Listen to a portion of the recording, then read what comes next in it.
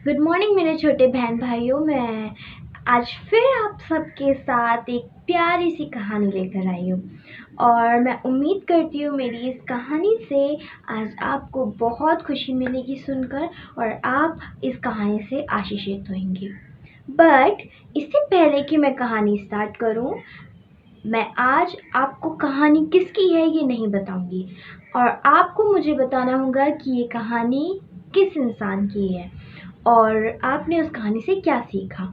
तो ध्यान से सुनिएगा कहानी, क्योंकि मैं कहानी ख़त्म होते आपसे कुछ सवाल भी कर सकती हूँ जिसके जवाब आपके पास होने ज़रूरी हैं। तो चलिए हम कहानी की तरफ चलते हैं। एक इंसान होता है, वो परमेश्वर का बहुत भय मानता होता है, परमेश्वर का नबी ही मान लीजिए। तो वो परमेश्वर का भय मानता होता है, परमेश्वर से प्यार करता होता है, परमेश्वर की हर एक बात को मानता होता है। तो एक दिन परमेश्वर उसको बोलता है कि तुम राजा के पास जाओ और राजा को तुम बताओ कि उसने क्या क्या गलत काम किए हैं और वो जो कर रहा है वो अच्छा नहीं है। तो वो नबी जाता है उस जगह के राजा के पास और उसको बोलता है कि राजा, आप जो कर रहे हैं वो गलत है और परमेश्वर उससे बिल्कुल भी खुश नहीं है। आप सही काम करिए, अच्छे काम करिए। राजा उसको मना कर देता है कि मैं अपनी मर्जी से ही काम करूँगा। तो क्या होता है, परमेश्वर उस नबी को बोलता है कि ठीक है, तुम राजा को बोलो कि कुछ सालों तक मैं बारिश नहीं भेजूंगा, अकाल पड़ जाएगा और सूखा पड़ जाएगा, ठीक है। पीने के लिए लोगों के पास पानी नहीं होगा और तब तुम परमेश्वर को याद करोगे। तो नबी वैसा ही करता है जैसा परमेश्वर उसे कहता है, ठीक है। अब कुछ साल, 1 2 3 महीने निकल जाते हैं, ठीक है। और जैसे परमेश्वर ने बोला होता है, एक भी बूंद बरसात नहीं होती है, सब जगह सूखा पड़ जाता है, लोग पीने के पानी के लिए तरसते हैं और उनके गले सूख जाते हैं, मरने लग जाते हैं। ऐसे सब कुछ होता है। पर फिर भी परमेश्वर अपने लोगों को बचाता है जो परमेश्वर का भय मानते हैं, ठीक है। तो फिर परमेश्वर उस नबी को बोलता है कि ठीक है, अब मैं तुझे एक जगह पे भेजता हूँ, तू वहाँ जा, मैंने तेरे रहने का, खाने का, पीने का इंतज़ाम कर दिया है। तो नबी परमेश्वर की बात मानता है और उनके बताए हुए जगह पे चला जाता है। तो वहाँ पे जब वो जाता है तो नबी को एक औरत मिलती है, एक विधवा मिलती है जो अपनी लकड़ियाँ बटोर रही होती है खाना पकाने की। नबी उसके पास जाता है, जैसा परमेश्वर ने बोला होता है वो बिल्कुल वैसा करता है और उसके पास जाके वो बोलता है, क्या मुझे पीने के लिए थोड़ा सा पानी मिल सकता है। तो वो औरत हंसने लगती है, भाई ये कैसा इंसान है, एक तो पीने के लिए पानी नहीं है हमारे घर पे, ऊपर से सब जगह सूखा पड़ रखा है और ये इंसान, ये आदमी मुझसे आके पीने का पानी मांग रहा है। खैर छोड़ो। तो फिर वो उसको कुछ नहीं बोलती और उसके लिए एक गिलास पीने का पानी लेकर आती है, ठीक है।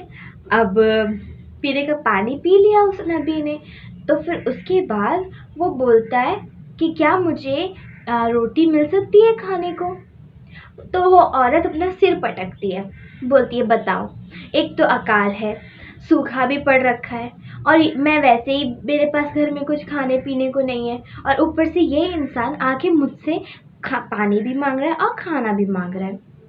तो उसको वो बोलती है, देखिए भैया, मेरे घर में सिर्फ मुट्ठी भर आटा है और थोड़ा सा तेल है और मैं कुछ लकड़ियाँ भी बटोर रही हूँ। घर जाऊँगी, उस मुट्ठी भर आटे से रोटी बनाऊँगी और तेल जो बचा है उसको इस्तेमाल कर लूँगी और उसको खा के मैं और मेरा बेटा आज की रोटी खाकर मर जाएंगे, क्योंकि उसके बाद हमारे पास कुछ भी खाने को नहीं है। तो नबी परमेश्वर का बोलता है कि तुम चिंता मत करो, तुम मुझे उस मुट्ठी भर आटे में से थोड़ा सा पहले रोटी बनाकर दे दो और फिर जो बचा उसे तुम अपने और अपने बेटे के लिए बना लेना। चलो, अब उसने जैसा बोला था वो वैसा करती है।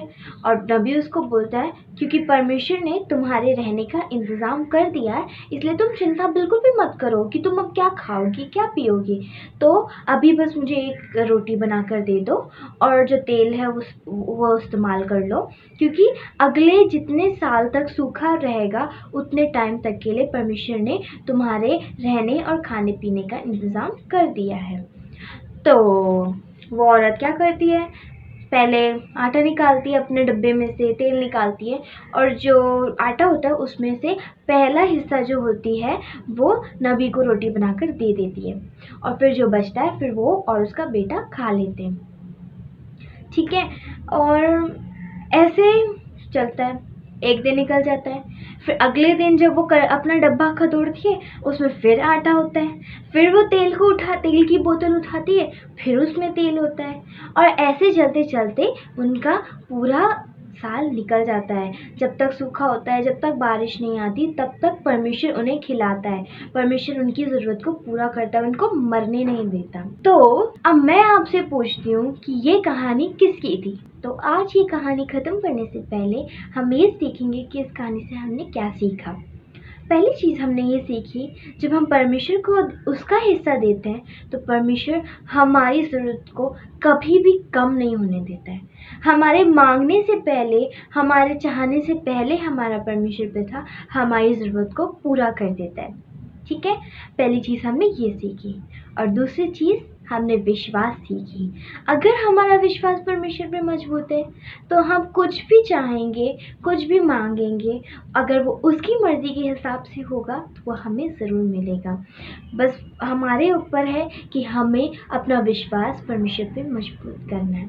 उस विधवा ने उसका विश्वास डगमगाया ज़रूर। वो ये सोची, भाई मैं तो आज का खाकर अपने बेटे को खिलाकर मर जाऊंगी, पर उसके बाद भी उसने क्या किया, परमेश्वर पर विश्वास रखा और उसने पहले नबी को दिया और उसके बाद जो बचा था उन्होंने वो खाया और वो भी उनके लिए कभी कम नहीं पड़ा।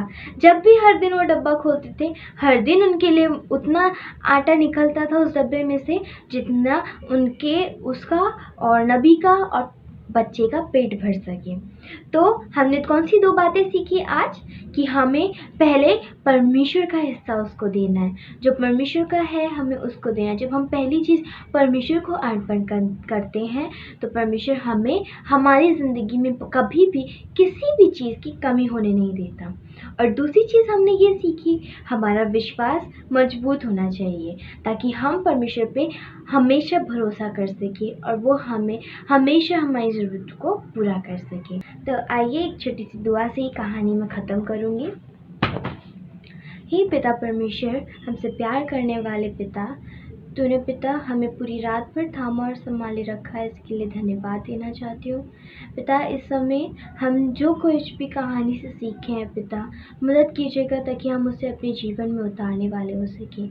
हम छोटे नन्हे मुन्ने बच्चे पिता, कहानियों से ही तो हर चीज़ सीखते हैं पिता। हमारी मदद कीजिएगा ताकि हम इन कहानियों से आशीषित हो सकें और दूसरों को भी आपके राज के लिए तैयार कर सकें।